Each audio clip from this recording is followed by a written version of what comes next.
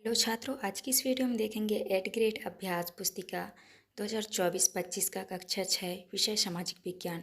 तो आज की इस वीडियो में देखेंगे भूगोल पाठ 1 से लेके पाठ 6 तक का संपूर्ण हल। तो आप इस वीडियो में लास्ट तक बने रहिएगा, जिससे आपको भूगोल का जो है पाठ 1 से लेके पाठ 6 तक का संपूर्ण सॉल्यूशन आपको मिल सके। तो चलिए वीडियो को शुरू करते हैं। यह अध्याय 1 में है आपका सौर मंडल में पृथ्वी। तो आपका पहला क्वेश्चन आता है, बुध ग्रह सूर्य की एक परिक्रमा पूरी करता है।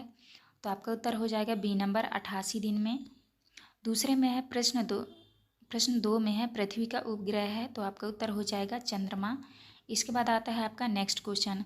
तीसरे में है पृथ्वी के संबंध में कथन सही नहीं है। उत्तर हो जाएगा आपका आकार में सबसे बड़ा ग्रह है।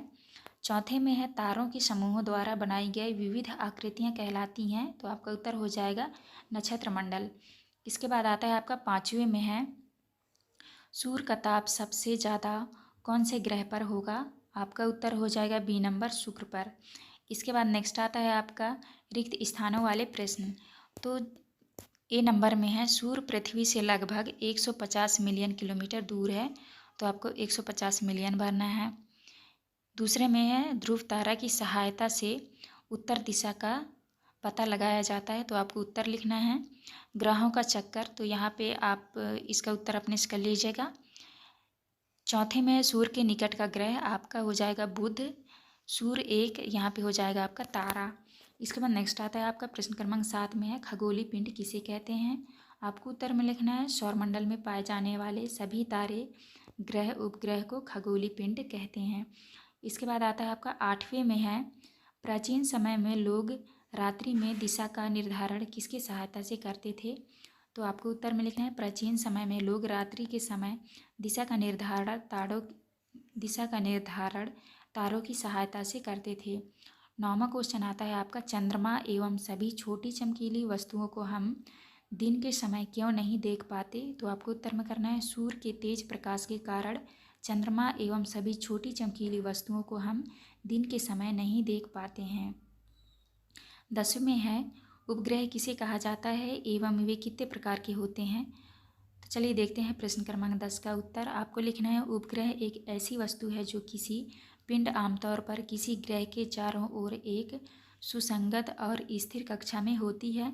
उपग्रहों के दो मुख्य प्रकार हैं, प्राकृतिक उपग्रह जैसे चंद्रमा और कृत्रिम उपग्रह जिन्हें मनुष्यों ने पृथ्वी के चारों ओर कक्षा में लॉन्च किया है। तो आपको इस तरह करना है। इसके बाद नेक्स्ट आता है आपका 11 में है सूर्य के दूसरे क्रम का ग्रह कौन सा है, वह पृथ्वी का एक चक्कर कितने दिन में पूर्ण करता है। तो आपको उत्तर में करना है सूर्य के दूसरे क्रम का ग्रह शुक्र है, वह पृथ्वी का एक चक्कर 243 दिन में पूर्ण कर लेता है। 12 में है ब्रह्मांड का निर्माण किन किन आकाशीय पिंडों द्वारा होता है। आपको उत्तर में लिखना है ब्रह्मांड लगभग 13.7 अरब वर्ष पूर्व भारी पदार्थों से निर्मित एक गोलाकार सूक्ष्म पिंड था, जिसका आयतन अत्यधिक सूक्ष्म और ताप व घनत्व अनंत था। बिग बैंग प्रक्रिया में इसके अंदर महाविस्फोट हुआ और ब्रह्मांड की उत्पत्ति हुई। इसके बाद नेक्स्ट आता है आपका 13 में है पृथ्वी को सौरमंडल का अद्भुत ग्रह क्यों कहा जाता है। आपको उत्तर में लिखना है पृथ्वी को एक अनोखा ग्रह कहा जाता है क्योंकि इसमें ऐसे कई कारक हैं जो इसे जीवन के लिए उपयुक्त बनाते हैं। इसमें विविध प्रकार के पारिस्थितिक तंत्र, स्थिर जलवायु, तरल पानी है। यह एकमात्र ऐसा ग्रह है जो मनुष्यों सहित जीवन के कई रूपों का समर्थन करता है। इसके बाद आता है आपका प्रश्न क्रमांक 14 में है आकाशगंगा क्या है, समझाइए। तो आपको उत्तर में लिखना है आकाशगंगा एक विशाल अंतरिक्ष प्रणाली है जो सितारों, धूल, अंतरतार की गैस, तार की अवशेषों और डार्क मैटर से बनी होती है और सभी गुरुत्वाकर्षण द्वारा एक साथ बंधे होते हैं। गैलेक्सी शब्द ग्रीक शब्द गैलेक्सी से लिया गया है। इसके बाद आता है आपका प्रश्न क्रमांक 15 में है तारा व ग्रह में अंतर लिखिए। तो आपको तारा व ग्रह में अंतर लिखना है। पहला है तारे किसी आकाशीय पिंड के चारों ओर चक्कर नहीं लगाते हैं। ग्रह तारों सूर्य के चारों ओर चक्कर लगाते हैं। दूसरा है तारे स्वयं के प्रकाश से प्रकाशित होते हैं। ग्रह स्वयं के प्रकाश से प्रकाशित नहीं होते। तीसरा पॉइंट है आपका तारे अपनी स्थिति नहीं बदलते हैं। और ग्रह में है तारों के सापेक्ष सभी ग्रह की स्थिति बदलती रहती है। इसके बाद आता है आपका प्रश्न क्रमांक 16। 16 में है सौर मंडल का नामांकित चित्र बनाइए। तो आपको जो है सौर मंडल का इस तरह से चित्र बना लेना है। इसके बाद तो यहाँ पे आपकी वीडियो कंप्लीट होती है। वीडियो अच्छी लगी तो प्लीज़ हमारे चैनल को लाइक एंड सब्सक्राइब करिएगा। अध्याय 2 में दिया है आपका ग्लोब, अक्षांश एवं देशांतर। पहला क्वेश्चन आता है आपका, स्थान आ ग्रीनविच से 15 डिग्री पश्चिम में स्थित है। अगर ग्रीनविच पर सुबह के 8 बजे हैं तो स्थान आ पर समय होगा। तो आपका उत्तर हो जाएगा बी नंबर, सुबह 7। इसके बाद दूसरे में पृथ्वी के अपने अक्ष पर 1 डिग्री घूमने में समय लगता है। तो आपका उत्तर हो जाएगा 4 मिनट। तीसरा क्वेश्चन है आपका, अगर भारत में प्रातः 11 बजे हैं तो उस समय लंदन का समय होगा। तो आपका सही उत्तर हो जाएगा ए नंबर, 5:30। इसके बाद चौथा में है 23/1/2 उत्तरी अक्षांश से 23/1/2 दक्षिणी अक्षांश के मध्य में ताप कटिबंधी पाया जाता है। उत्तर हो जाएगा आपका उष्णकटिबंधी। इसके बाद जो है आपका पाँचवें में है ग्लोब को 2 बराबर भागों में बांटने वाली काल्पनिक रेखा है। तो आपका उत्तर हो जाएगा विषुवत रेखा। इसके बाद नेक्स्ट क्वेश्चन आता है रिक्त स्थानों वाले प्रश्न। तो यहाँ ए में भरना है आपको ग्लोब, और बी में भरना है आपको दोपहर, और सी में पश्चिम से पूर्व, डी में भरना है आपको काल्पनिक रेखा, ई में भरना है आपको उत्तरी गोलार्ध। इसके बाद नेक्स्ट आता है आपका 7 में है ग्लोब की 2 विशेषताएं लिखिए। पहला विशेषता है ग्लोब पृथ्वी का नमूना है। दूसरा है ग्लोब प्रदेश महासागरों को दर्शाया जाता है। इसके बाद आपका नेक्स्ट आता है प्रश्न क्रमांक 8। 8 में है पृथ्वी का आकार ध्रुवों तथा मध्य में कैसा है। आपको लिखना है पृथ्वी ध्रुवों पर चपटी और मध्य में उभरी हुई है। 9वां में है विषुवत रेखा पृथ्वी को कौन से 2 बराबर भागों में बांटती है। उत्तर में लिखना विषुवत रेखा पृथ्वी को 2 बराबर भागों में बांटती है, ऊपर का ऊपरी गोलार्ध और नीचे का दक्षिणी गोलार्ध में। इसके बाद आता है आपका 10वें में है पृथ्वी के ताप कटिबंधों के नाम लिखिए। तो आपको पहला है उष्णकटिबंधी, शीतोष्ण कटिबंधी, और तीसरा हो जाएगा आपका शीत कटिबंधी। तो आपको इस तरह करना है। इसके बाद नेक्स्ट आता है आपका प्रश्न क्रमांक 11। 11 में है ध्रुवों के निकट के क्षेत्रों को कम ऊष्मा क्यों प्राप्त होती है। आपको उत्तर में लिखना है ध्रुवों के निकटवर्ती क्षेत्रों में कम गर्मी पड़ती है क्योंकि ध्रुवों पर सूर्य की किरणें तिरछी पड़ती हैं। तो आपको इस तरह करना है। इसके बाद आता है आपका 12 में है उष्णकटिबंधी 23/1/2 उत्तरी अक्षांश से 23/1/2 दक्षिणी अक्षांश के मध्य क्यों पाया जाता है। आपको उत्तर में लिखना है क्योंकि हमारी पृथ्वी अपने अक्ष पर 23/1/2 झुकी हुई है। इसके बाद नेक्स्ट आता है आपका 13 में है देशांतर रेखाओं की विशेषताएं लिखिए। तो आपका पहला विशेषता है देशांतर रेखाओं की लंबाई लगभग समान होती है। देशांतर रेखाओं की लंबाई समान होती है। दूसरा में यह उत्तरी ध्रुव से दक्षिणी ध्रुव तक खींची गई है। तीसरा यह एक अर्धवृत्त होती है। इसके बाद नेक्स्ट आता है आपका प्रश्न क्रमांक 14। 14 में है ग्लोब से किसी स्थान की स्थिति का पता कैसे लगाया जाता है। उत्तर में लिखना है ग्लोब से किसी स्थान का पता लगाने के लिए ग्लोब पर रेखाएं खींची हुई हैं, यह अक्षांश और देशांतर कहलाती हैं। इनकी रेखाओं की सहायता से हम किसी स्थान की स्थिति का निर्धारण करते हैं। 15 में है मानक समय से क्या आशय है। भारत में मानक समय कितने देशांतर मयोमोत्तर से माना जाता है। आपको उत्तर में लिखना मानक समय वह है जो किसी देश या विस्तृत भूभाग के लोगों के व्यवहार के लिए स्वीकृत होता है। भारत में 82 से 1/2 पूर्व देशांतर मयोमोत्तर को मानक समय माना जाता है। आपको इस तरह करना है। इसके बाद नेक्स्ट आता है आपका प्रश्न क्रमांक 16। 16 में है ग्लोब का चित्र बनाकर निम्नांकित को दर्शाइए। विषुवत रेखा, कर्क रेखा, मकर रेखा, उत्तरी ध्रुव, दक्षिणी ध्रुव।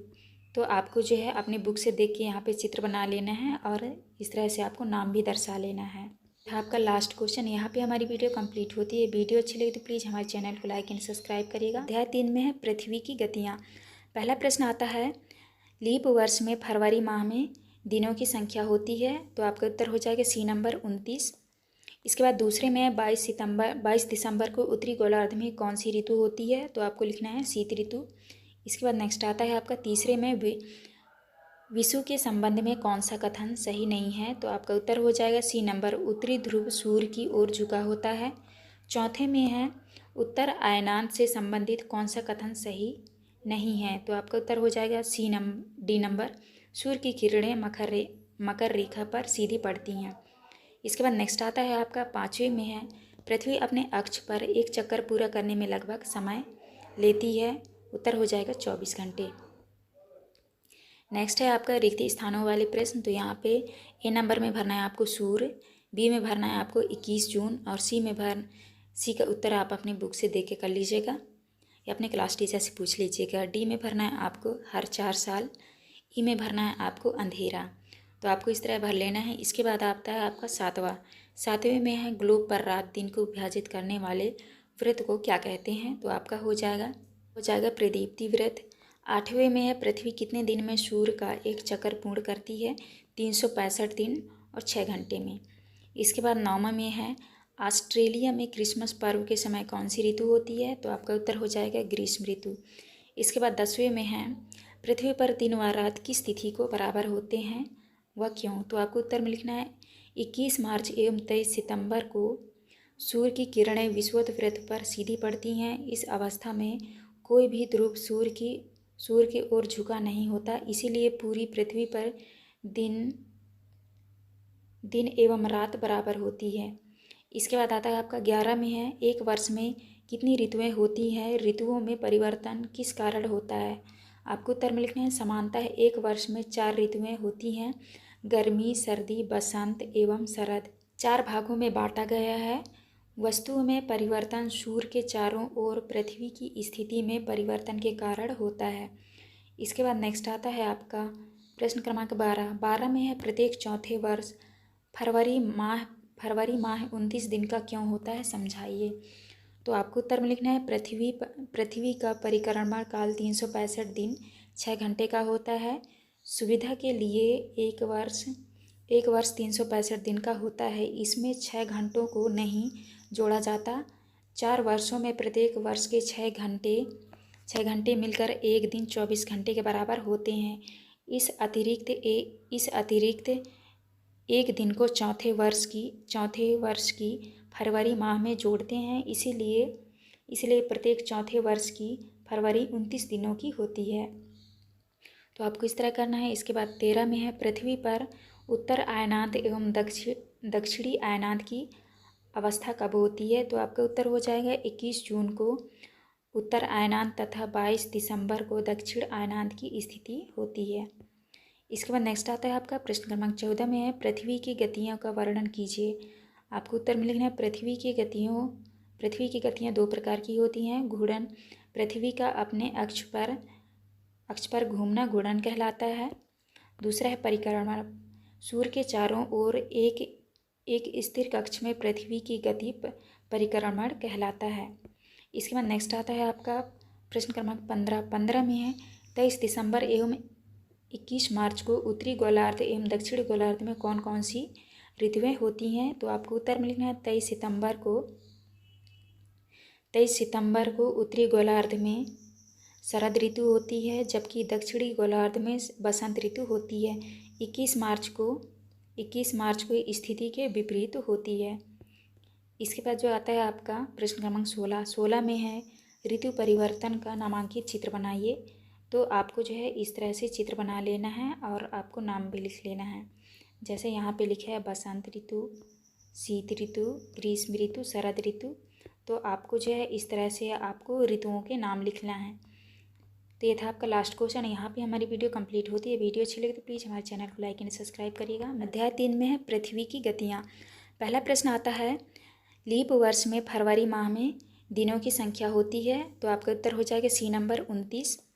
इसके बाद दूसरे में 22 दिसंबर को उत्तरी गोलार्ध में कौन सी ऋतु होती है। तो आपको लिखना है शीत ऋतु।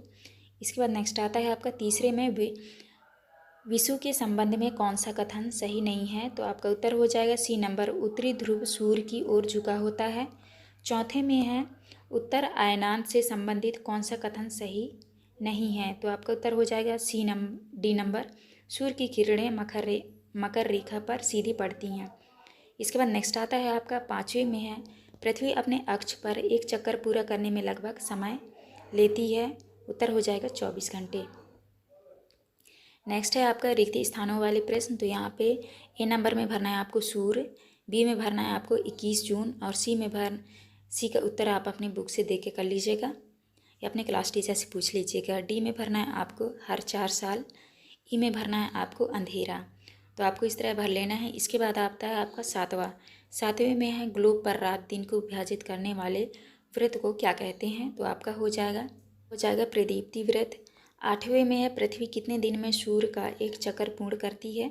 365 दिन और 6 घंटे में। इसके बाद 9वां में है ऑस्ट्रेलिया में क्रिसमस पर्व के समय कौन सी ऋतु होती है। तो आपका उत्तर हो जाएगा ग्रीष्म ऋतु। इसके बाद 10वें में है पृथ्वी पर दिन व रात किस तिथि को बराबर होते हैं, वह क्यों। तो आपको उत्तर में लिखना है 21 मार्च एवं 23 सितंबर को सूर्य की किरणें विषुवत वृत्त पर सीधी पड़ती हैं। इस अवस्था में कोई भी ध्रुव सूर्य की ओर झुका नहीं होता, इसीलिए पूरी पृथ्वी पर दिन एवं रात बराबर होती है। इसके बाद आता है आपका 11 में है एक वर्ष में कितनी ऋतुएं होती हैं, ऋतुओं में परिवर्तन किस कारण होता है। आपको उत्तर में लिखना है समानतः एक वर्ष में 4 ऋतुएं होती हैं, गर्मी, सर्दी, बसंत एवं शरद। 4 भागों में बांटा गया है। वस्तुओं में परिवर्तन सूर्य के चारों ओर पृथ्वी की स्थिति में परिवर्तन के कारण होता है। इसके बाद नेक्स्ट आता है आपका प्रश्न क्रमांक 12 में है प्रत्येक चौथे वर्ष फरवरी माह 29 दिन का क्यों होता है, समझाइए। तो आपको उत्तर में लिखना है पृथ्वी का परिक्रमा काल 365 दिन 6 घंटे का होता है। सुविधा के लिए एक वर्ष 365 दिन का होता है, इसमें 6 घंटों को नहीं जोड़ा जाता। 4 वर्षों में प्रत्येक वर्ष के 6 घंटे मिलकर एक दिन 24 घंटे के बराबर होते हैं। इस अतिरिक्त एक दिन को चौथे वर्ष की फरवरी माह में जोड़ते हैं, इसीलिए प्रत्येक चौथे वर्ष की फरवरी 29 दिनों की होती है। तो आपको इस तरह करना है। इसके बाद 13 में है पृथ्वी पर उत्तर आयनांत एवं दक्षिणी आयनांत की अवस्था कब होती है। तो आपका उत्तर हो जाएगा 21 जून को उत्तर आयनांत तथा 22 दिसंबर को दक्षिण आयनांत की स्थिति होती है। इसके बाद नेक्स्ट आता है आपका प्रश्न क्रमांक 14 में है पृथ्वी की गतियों का वर्णन कीजिए। आपको उत्तर में लिखना है पृथ्वी की गतियाँ 2 प्रकार की होती हैं। घूर्णन, पृथ्वी का अपने अक्ष पर घूमना घूर्णन कहलाता है। दूसरा है परिक्रमा, सूर्य के चारों ओर एक स्थिर कक्ष में पृथ्वी की गति परिक्रमण कहलाता है। इसके बाद नेक्स्ट आता है आपका प्रश्न क्रमांक 15 में है 23 दिसंबर एवं 21 मार्च को उत्तरी गोलार्ध एवं दक्षिणी गोलार्ध में कौन कौन सी ऋतुएं होती हैं। तो आपको उत्तर में लिखना है 23 सितंबर को उत्तरी गोलार्ध में शरद ऋतु होती है, जबकि दक्षिणी गोलार्ध में बसंत ऋतु होती है। 21 मार्च को स्थिति के विपरीत होती है। इसके बाद जो आता है आपका प्रश्न क्रमांक 16 में है ऋतु परिवर्तन का नामांकित चित्र बनाइए। तो आपको जो है इस तरह से चित्र बना लेना है और आपको नाम भी लिख लेना है। जैसे यहाँ पे लिखा है बसंत ऋतु, शीत ऋतु, ग्रीष्म ऋतु, शरद ऋतु। तो आपको जो है इस तरह से आपको ऋतुओं के नाम लिखना है। तो ये था आपका लास्ट क्वेश्चन। यहाँ पे हमारी वीडियो कंप्लीट होती है। वीडियो अच्छी लगी तो प्लीज़ हमारे चैनल को लाइक एंड सब्सक्राइब करिएगा। अध्याय 4 में है मानचित्र। पहला क्वेश्चन आता है आपका दिक्सूचक में सुई हमेशा दिशा प्रदर्शित करती है। तो आपका उत्तर हो जाएगा उत्तर दक्षिण। इसके बाद दूसरे में है निम्न में से मानचित्र का घटक नहीं है। तो आपका उत्तर हो जाएगा खाका। इसके बाद तीसरे में है निम्न प्रतीक चिन्हों को दर्शाया जाता है। तो आपका उत्तर हो जाएगा डी नंबर, बड़ी रेलवे लाइन, पक्की सड़क। 4 में है धरातल की प्राकृतिक आकृतियों को दर्शाने वाले मानचित्रों को कहते हैं। तो आपका उत्तर हो जाएगा थीमैटिक मानचित्र। इसके बाद आता है आपका 5वां क्वेश्चन है आपका रेखा चित्र अनुसार बताइए कि भारत के दक्षिण में स्थित है। तो आपका उत्तर हो जाएगा डी नंबर, हिंद महासागर। इसके बाद आते हैं आपके रिक्त स्थानों वाले प्रश्न। तो ए नंबर में आपको मानचित्र भरना है। इसके बाद नेक्स्ट क्वेश्चन आता है आपका बी नंबर में आपको भरना है दिशा, और सी में भरना है आपको भूरे रंग से, डी में भरना है आपको मानचित्र, और ई में भरना है आपको खाका। तो आपको इस तरह भर लेना है। इसके बाद नेक्स्ट आता है आपका प्रश्न क्रमांक 7 में है मानचित्र किसे कहते हैं। आपको उत्तर में लिखना है पृथ्वी की प्राकृतिक आकृतियों जैसे पर्वतों, पठारों, मैदानों, नदियाँ, महासागरों इत्यादि को दर्शाने वाले मानचित्रों को मानचित्र कहते हैं। 8 में है दिए गए पैमाने को पढ़कर बताइए कि कागज पर 1 सेंटीमीटर धरातल पर कितनी दूरी को दर्शाता है। तो आपको उत्तर में लिखना है 1 सेंटीमीटर बराबर 10 मीटर। इसके बाद आता है आपका 9वां प्रश्न में है, मानचित्र में तीर के द्वारा किस दिशा को दर्शाया जाता है? तो आपको उत्तर में लिखना है उत्तर दिशा। इसके बाद 10वें में मानचित्र ग्लोब से किस प्रकार भिन्न है? तो आपको उत्तर में लिखना है मानचित्र ग्लोब की अपेक्षा हमें ज़्यादा जानकारी प्राप्त होती है। मानचित्र विभिन्न प्रकार के होते हैं, जिसमें से कुछ को नीचे वर्णित किया गया है। पृथ्वी के प्राकृतिक आकृतियाँ जैसे पर्वतों, पठारों, मैदानों, नदियों, महासागरों इत्यादि को दर्शाने वाले मानचित्र को भौतिक या उज्ज्वल मानचित्र कहा जाता है। इसके बाद आता है आपका 11 में है, मानचित्र व रेखा चित्र में क्या अंतर होता है? तो आपको लिखना है मानचित्र यह पृथ्वी की सतह या इसके एक भाग का पैमाने के माध्यम से चपटी सतह पर खींचा गया चित्र है। तो आपको इस तरह करना है। यहाँ पे आपका रेखा चित्र है तो आप इसका लिख लीजिएगा। इसके बाद 12 में है, थीमेटिक मानचित्र हमें कौन कौन सी जानकारी प्रदान करते हैं? तो आपको उत्तर में लिखना है थीमेटिक मानचित्र से हमें विशेष जानकारियाँ प्रदान करते हैं, जैसे सड़क मानचित्र, वर्षा मानचित्र व तथा उद्योग आदि के वितरण इत्यादि। 13 में है, हमें यह कैसे पता चलता कि कोई मानचित्र भौतिक प्रकार का है? तो आपको उत्तर में लिखना है भौतिक मानचित्रों का उद्देश्य किसी क्षेत्र की प्राकृतिक भू आकृतियों और विशेषताओं को दिखाना होता है, जैसे पहाड़, रेगिस्तान, झीलें, महासागर और नदियाँ। इसके बाद 14 में है, निम्नांकित के प्रतीक रूढ़ चिन्ह बनाइए। बड़ी रेलवे लाइन, पक्की सड़क, नदी, पुल, जिले की सीमा रेखा, पेड़ व बस्ती। तो आपको उत्तर में लिखना है बड़ी रेलवे लाइन, तो आपको इस तरह चित्र बनाना है। पक्की सड़क का इस तरह चित्र बनाना है। नदी का जो है आपको इस तरह बनाना है। पुल का तो ये आपका पुल का चित्र हो जाएगा। जिले की सीमा रेखा तो आपको इस तरह बनाना है। यहाँ पे पेड़ तो आपको इस तरह बनाना है चित्र। यहाँ पे बस्ती तो आपको यहाँ पे बस्ती का चित्र बनाना है। तो आप इस तरह से बना लीजिएगा। इसके बाद नेक्स्ट आता है आपका प्रश्न क्रमांक 15 में मानचित्र में किसी स्थान की स्थिति का पता कैसे लगाया जाता है? आपको उत्तर में लिखना है मानचित्र में किसी स्थान की स्थिति का पता अक्षांश और देशांतर रेखाओं की सहायता से लगाया जाता है। 16 में है आपका प्रोजेक्ट कार्य। अपने विद्यालय का रेखा मानचित्र बनाइए एवं उसमें निम्नलिखित को दर्शाइए। तो जैसे यहाँ पे लिखा है कक्षा कक्ष, खेल का मैदान, किचन शेड, पुस्तकालय, सड़क, तो इन नामों को जो है आपको दर्शाना है। तो जैसे यहाँ पे किचन शेड, पुस्तकालय, पेड़, खेल, तो इस तरह से आपको, और यह रहा आपका सड़क, तो इस तरह से जो है आपको बना लेना है चित्र और नाम भी दर्शा लेना है। तो ये था आपका लास्ट क्वेश्चन। अभी हमारी वीडियो कंप्लीट होती है। वीडियो अच्छी लगी तो प्लीज़ हमारे चैनल को लाइक एंड सब्सक्राइब करिएगा। अध्याय 5 में है पृथ्वी के प्रमुख परिमंडल। पहला क्वेश्चन आता है कर्क रेखा किन किन महाद्वीपों से गुजरती है? आपका उत्तर हो जाएगा सी नंबर, एशिया, अफ्रीका, उत्तर अमेरिका। इसके बाद दूसरे में किस महाद्वीप से कर्क, विषुवत तथा मकर तीनों रेखाएं गुजरती हैं? आपका उत्तर हो जाएगा अफ्रीका। इसके बाद तीसरे में एशिया महाद्वीप हिंद महासागर की किस दिशा में है? आपका उत्तर हो जाएगा सी नंबर, उत्तर। चौथे में सबसे छोटा महाद्वीप है आपका ऑस्ट्रेलिया। इसके बाद जो आपका आता है पाँचवा में विश्व का सबसे गहरा भाग मरियाना गर्त स्थित है। तो आपका उत्तर हो जाएगा बी नंबर, प्रशांत महासागर में। इसके बाद आता है आपका रिक्त स्थानों वाले प्रश्न। तो आपको पहले में आपको भरना है अंटार्कटिका महाद्वीप हमेशा बर्फ की परतों से ढका रहता है। दूसरे में भरना है आपको कम, और तीसरे में भरना है आपको जीवमंडल। इसके बाद जो आता है आपका तीसरा में भरना है आपको जीवमंडल, और चौथे में भरना है यूरोप एवं एशिया। पाँचवें में भरना है आपको उत्तरी अफ्रीका। तो आपको इस तरह भर लेना है। इसके बाद आता है आपका प्रश्न क्रमांक 7 में है किसी स्थान की ऊंचाई समुद्र तल से ही क्यों मापी जाती है? उत्तर में लिखना है क्योंकि समुद्री जल सभी जगह समान होता है। 8वां क्वेश्चन है पृथ्वी की सतह को किन दो मुख्य भागों में बांटा गया है? तो आपको लिखना है महाद्वीप और महासागरीय बेसिन। इसके बाद 9वें में है जीवन के लिए आवश्यक तत्व कहाँ पाए जाते हैं, उनके नाम लिखिए। आपको उत्तर में लिखना है जीवन के लिए आवश्यक तत्व पृथ्वी पर पाए जाते हैं, उनके नाम निम्न हैं जल, carbon dioxide, nitrogen, oxygen, phosphorus और सल्फर आदि।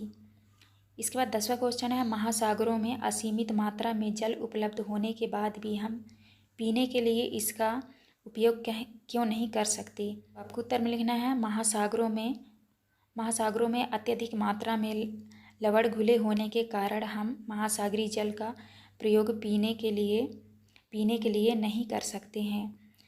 11 में है, वायुमंडल में पाई जाने वाली प्रमुख गैसों की मात्रा नीचे दी गई तालिका में लिखिए। तो आपको लिखना है ऑक्सीजन की मात्रा होती है 21%, नाइट्रोजन का 78%, कार्बन डाइऑक्साइड का 1% और आर्गन का 0.0%। तो आपको इस तरह कर लेना है। इसके बाद 12 में है, महासागरीय जल की विभिन्न गतियों के नाम लिखिए। तो आपको उत्तर में लिखना है, तरंगे, 2 ज्वार भाटा, 3 महासागरीय। इसके बाद 13 में है, प्रश्न क्रमांक 13 है, पर्वतारोहियों को अपने साथ ऑक्सीजन सिलेंडर लेकर क्यों जाना पड़ता है। उत्तर में लिखना है, जैसे जैसे हम ऊपर की ओर जाते हैं वायु घनत्व तेजी से घटता है। अतः वायु पर्वतारोहियों को हवा के घनत्व में कमी होने के कारण सांस लेने में कठिनाइयाँ होती हैं और उन्हें ऑक्सीजन सिलेंडर लेकर जाना पड़ता है। 14 में है, जल संरक्षण की कोई 3 विधियाँ लिखिए। तो पहला है वर्षा जल संचयन, दूसरा है ग्रे वाटर रिसाइकलिंग, तीसरा में है जल कुशल उपकरणों और फिक्सचर का उपयोग। इसके बाद नेक्स्ट क्वेश्चन आता है आपका प्रश्न क्रमांक 15 में है, जीवमंडल की प्रमुख विशेषताएं लिखिए। तो आपको लिखना है, जीवमंडल स्थल, जल तथा हवा के बीच का एक सीमित भाग है। यह वह भाग है जहाँ जीवन मौजूद है। यहाँ जीवों की बहुत सी प्रजातियाँ हैं। इसके बाद नेक्स्ट आता है आपका प्रश्न क्रमांक 16 में, दिए गए रेखा मानचित्र में विश्व के प्रमुख महाद्वीप, महासागर तथा कर्क, मकर व विषुवत रेखा को दर्शाइए। इस क्वेश्चन में जो है अपने बुक में देख के जो है आपको यहाँ पे नाम जो है लिख लेना है। इस आपका लास्ट क्वेश्चन। यहाँ पे हमारी वीडियो कंप्लीट होती है। वीडियो अच्छी लगे तो प्लीज़ हमारे चैनल को लाइक एंड सब्सक्राइब करिएगा। ये अध्याय 6 में हमारा देश भारत। पहला क्वेश्चन आता है आपका, भारत की स्थल सीमा किस देश से नहीं जुड़ी। तो आपका उत्तर हो जाएगा श्रीलंका। दूसरा में, कर्क रेखा भारत के कितने राज्यों से होकर गुजरती है। उत्तर हो जाएगा 8। इसके बाद जो है आपका नेक्स्ट आता है प्रश्न क्रमांक 3 में है, भारत की सबसे लंबी स्थल सीमा किस देश के साथ जुड़ी है। तो आपका उत्तर हो जाएगा बी नंबर, चीन से। चौथे में है आपका, खंभात की खाड़ी में मिलने वाली नदी है। तो आपका उत्तर हो जाएगा नर्मदा। 5वें में, भारत एक प्रायद्वीप देश है क्योंकि वह। तो आपका उत्तर हो जाएगा 3 और जल से घिरा है। इसके बाद नेक्स्ट आता है आपका रिक्त स्थानों वाले प्रश्न। तो यहाँ पे आपको जो है ए नंबर में भरना है, भारत के दक्षिण में हिंद महासागर है। तो आपको हिंद भरना है। बी में भरना है आपको बिना रीढ़ वाले जीव। सी में भरना है आपको गंगा एवं ब्रह्मपुत्र। डी में भरना है आपको श्रीलंका और ई में भरना है आपको विस्थापन। तो आपको इस तरह खाली स्थान भर लेना है। इसके बाद नेक्स्ट क्वेश्चन आता है आपका प्रश्न क्रमांक 7 में है, जलोढ़ निक्षेप से क्या आशय है। तो आपको उत्तर में लिखना है, जलोढ़ निक्षेप नदियों के द्वारा लाई गई बहुत महीन मिट्टी है जो कि नदी बेसिन में निक्षेपित कर दी जाती है। 8वें में है, अरब सागर में मिलने वाली नदियों के नाम लिखिए। तो आपको उत्तर में लिखना है, नर्मदा, ताप्ती, सिंध। तो आपको इस तरह करना है। इसके बाद आता है आपका 9वां में है, दिए गए भारत के मानचित्र में पड़ोसी देशों के नाम लिखिए। तो आपको पड़ोसी देशों के नाम लिखना है, चीन, नेपाल, म्यांमार, बांग्लादेश, श्रीलंका, पाकिस्तान, अफगानिस्तान। तो आपको इस तरह नाम लिख लेना है। इसके बाद जो आपका नेक्स्ट आता है आपका प्रश्न क्रमांक 10 में, हमारे देश में वर्तमान में राज्यों व केंद्र शासित प्रदेशों की संख्या लिखिए। तो आपको उत्तर में लिखना है, राज्य 28 और 8 केंद्र शासित प्रदेश हैं। 11 नंबर में, प्रायद्वीपीय पठार का विस्तार हमारे देश के किस भाग में अधिक है। प्रायद्वीपीय पठार की 5 प्रमुख बातें लिखिए। तो आपको उत्तर में लिखना है, उत्तरी मैदानों के दक्षिण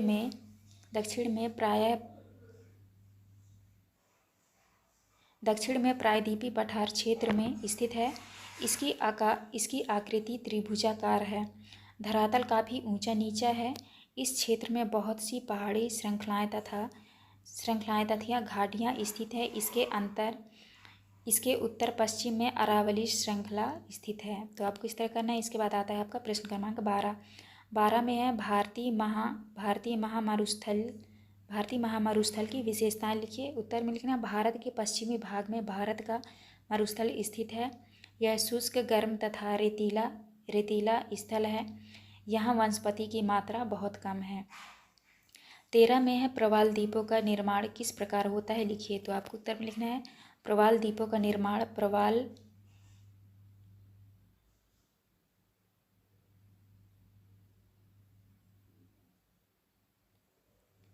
प्रवाल पालिश से होता है। प्रवाल पालिश छोटे आकार के बिना रीढ़ वाले जीव होते हैं।